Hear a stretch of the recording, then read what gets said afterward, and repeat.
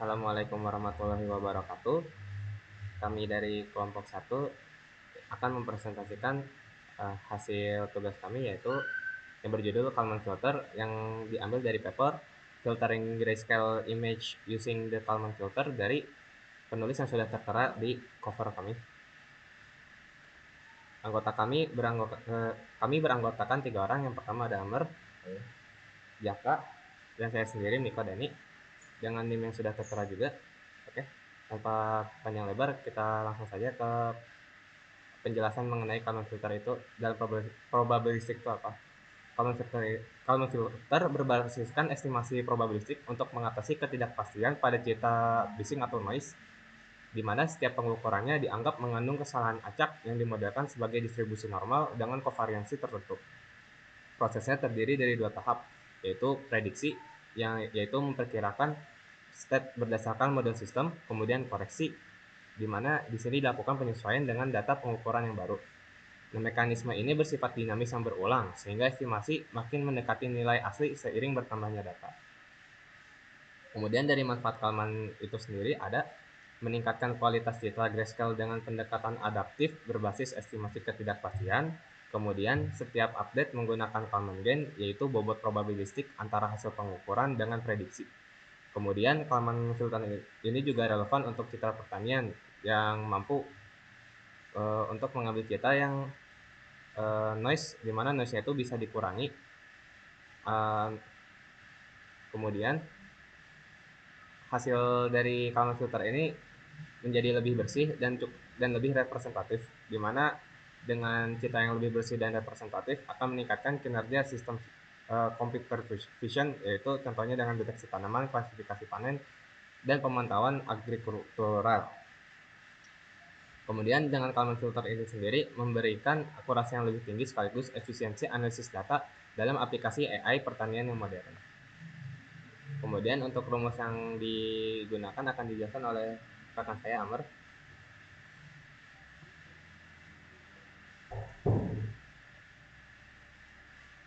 Kita masuk ke bagian materi probabilitas yang digunakan dalam paper yang kami jadikan referensi. Yang pertama itu ada tentang bagaimana step atau dalam hal ini pixel dari gambar itu direpresentasikan, di mana pixel tersebut tidak dianggap sebagai nilai tunggal, tapi berbentuk distribusi normal, yaitu memiliki mean, yaitu tebakan terbaik, dan juga variansinya, yaitu tingkat ketidakpastian dari nilai pixel tersebut.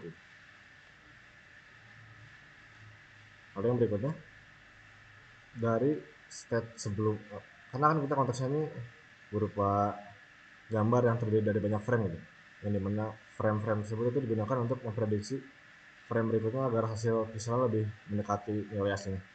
Maka di sini kita melakukan prediksi state ke waktu atau ke frame berikutnya dari berdasarkan uh, pixel dari frame sebelumnya gitu.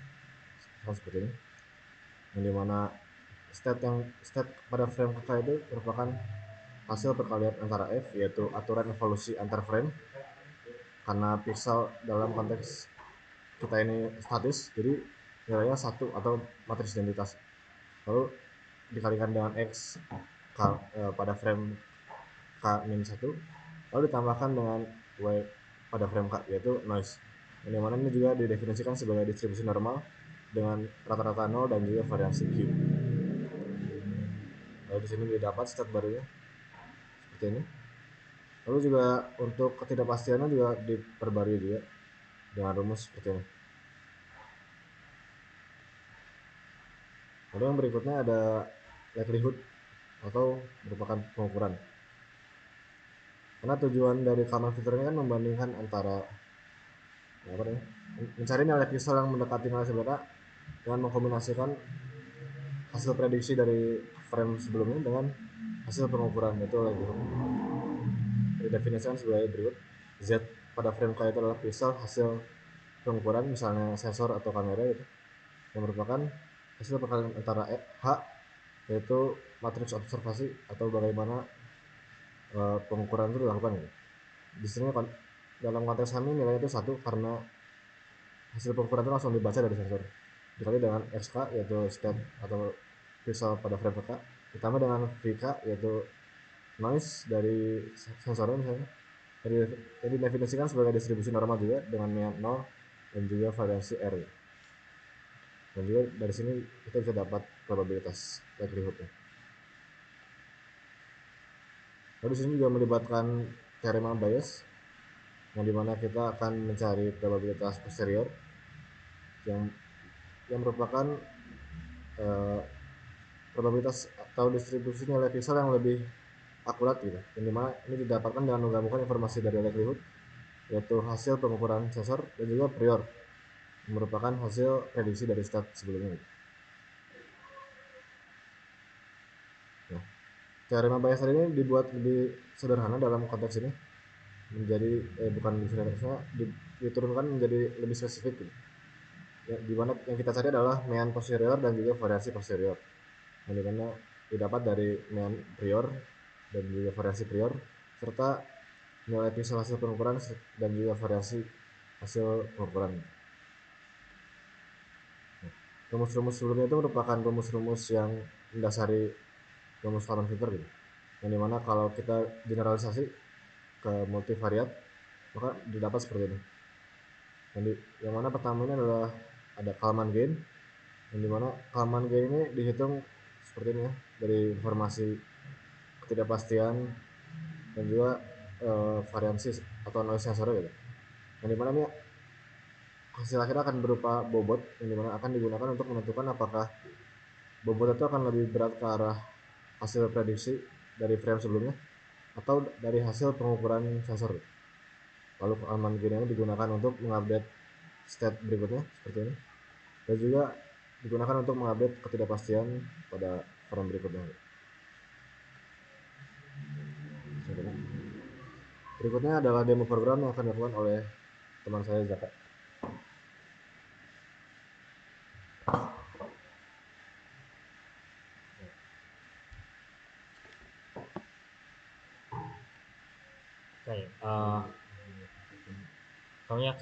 Sekarang saya akan mendemonstrasikan aplikasi yang dibuat berdasarkan dokumen yang ditemukan, yaitu aplikasi Kalman Filter for Image Denoising. Sebelum dimulai, untuk memulai demonstrasi kita memilih gambar yang akan dilakukan denoising. Tentukan gambar, kemudian tentukan jumlah frame yang akan kita lakukan dengan jumlah maksimal di sini ada 25. Selanjutnya adalah menambahkan noise variance yang akan mengikuti distribusi normal atau Gaussian. Parameter noise kita tentukan dengan nilai maksimal 255. Di akhir kita dapat menambahkan histogram equalization untuk meningkatkan kualitas gambar pada hasil filter. Lalu setelah semuanya diisi, kita adakan filter. Kita tunggu. Oke, ini sudah keluar. Oke, sekarang penjelasan hasil. Dilihat dari sini bahwa hasil agak dari original ke grayscale itu agak jauh. Ini karena gambar original diubah ukurannya menjadi sekitar 650 kali per 27 untuk pemrosesan yang lebih cepat. Begitu juga dari grayscale yang akan ditambahkan noise dilakukan normalisasi ke rentang floating point tertentu untuk memudahkan pemrosesan. Ini adalah noise yang ditambahkan dengan varian si 255. Ini adalah filter ke-63 saat melakukan Kalman filter. Ini adalah frame ke-127 dan ini adalah filter ke-255. Dan terakhir ini ditetapkan equalization untuk meningkatkan kontras. Bisa dilihat bahwa simulasi ini menunjukkan bahwa semakin banyak frame yang dilakukan, maka citra akan semakin bersih dan representatif. Untuk berikutnya, untuk mengetahui lebih lanjut bagaimana Kalman filter bekerja dari segi kode akan dijelaskan oleh teman saya.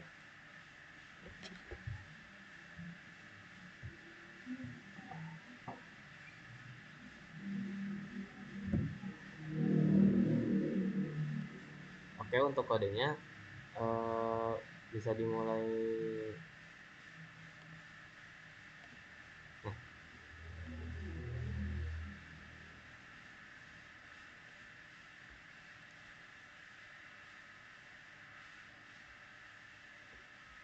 Oke, pertama-tama proses dimulai dari mengkonversi citra ke grayscale.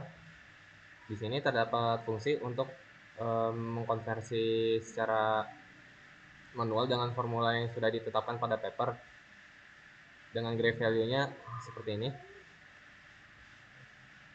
Kemudian ada fungsi histogram equalisasi, ya ini cukup opsional mengingat kita hanya ingin melihat apakah citra hasil di frame 255 itu akan mendekati hasil grayscale yang utama jika memang dikenakan equalisasi. Kemudian untuk Kalman filternya, fungsi Kalman filternya seperti tadi, pertama seperti yang di aplikasi, pertama kita konversi dulu ke grayscale.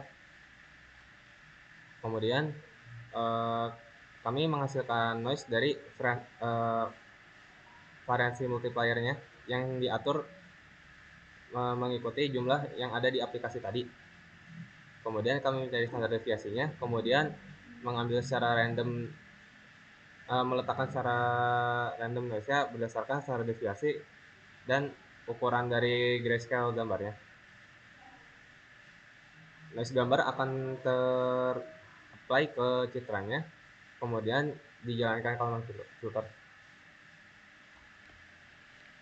Oke, itu pertama-tama dilakukan inisialisasi terlebih dahulu, yaitu inisialisasi untuk ketidakpastian pengukuran. Di sini kita pilih nilai yang kecil. Lalu R, yaitu noise dari sensor yang kita simulasikan. Itu yang namanya dari variance yang tadi diatur. Lalu X1 ini merupakan frame-frame yang telah diberikan noise di awal di sini. Lalu berikutnya ada P, yaitu merupakan array yang berisi satu semua, yaitu yang digunakan untuk menginisialisasi ketidakpastian seluruhnya. Nah, di sini kita lakukan perulangan untuk semua frame. Yang pertama ini kita assign si S1 ini sebagai X head minus, yaitu frame pada setelah pada frame sebelumnya atau waktu sebelumnya. Lalu P minus ini itu ketidakpastian pada frame sebelumnya diisi P yang merupakan hasil inisialisasi, dan Q itu merupakan ketidakpastian dari prediksi. Dari sini kita cari Kalman gain. Di sini rumusnya sudah sederhana dibandingkan tadi karena kita tahu tadi nilai F dan H-nya itu satu karena kita kasusnya statis dan langsung baca dari sensornya, sehingga cukup ketidakpastian P minus dibagi P minus plus R, yang mana tadi ini R itu noise sensor. Jadi dari sini kita prediksi misal pada frame berikutnya itu dengan rumus seperti ini, yaitu frame sebelumnya ditambah Kalman gain dikalikan noise frame dengan S1 minus. Lalu di sini juga kita perbarui ketidakpastiannya berdasarkan Kalman gain yang sudah didapat. Lalu proses ini diulang berkali-kali hingga frame ke 255 atau tergantung yang sudah ditentukan. Untuk sisanya adalah kode utility untuk menyimpan dan API ke aplikasinya, sehingga mungkin yang dijelaskan cukup sampai di bagian Kalman filternya saja.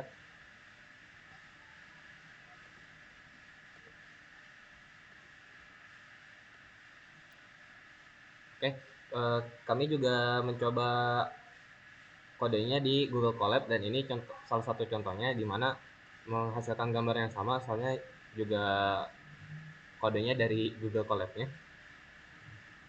Oke. Kesimpulan yang didapat dari percobaan kami kali ini, yaitu Kalman filter ini bekerja melalui siklus prediksi dan koreksi yang dinamis, yang mana intinya tuh filter ini memperbarui distribusi set menggunakan teorema Bayes yang menggabungkan informasi prediksi dengan data pengukuran yang baru untuk menghasilkan estimasi posterior yang lebih akurat. Kunci keberhasilan filter ini tuh terletak pada perhitungan Kalman gain, yang mana itu berupa bobot optimal yang ditentukan secara probabilistik, di mana Kalman gain ini berfungsi sebagai kompromi antara kepercayaan terhadap prediksi dari frame sebelumnya dan citra noise yang baru masuk. Jika sensor sangat berisik di mana R-nya besar, Kalman gain yang dihasilkan akan semakin kecil, maka di sini tuh akan lebih percaya terhadap prediksi. Berlaku sebaliknya jika prediksinya tidak terlalu yakin di mana P-nya besar, Kalman gain akan semakin besar juga, maka Kalman gain akan lebih percaya pada sensor. Proses ini menghasilkan mean yang baru berupa estimasi yang baru yang merupakan kompromi antara prediksi dan sensor, serta variansi yang baru yang lebih kecil menandakan tingkat keyakinan yang meningkat. Simulasi yang kami lakukan ini menunjukkan bahwa pemfilteran secara iteratif seiring bertambahnya jumlah frame, di mana tadi kami menggunakan frame ke-67, 127 sampai frame 255.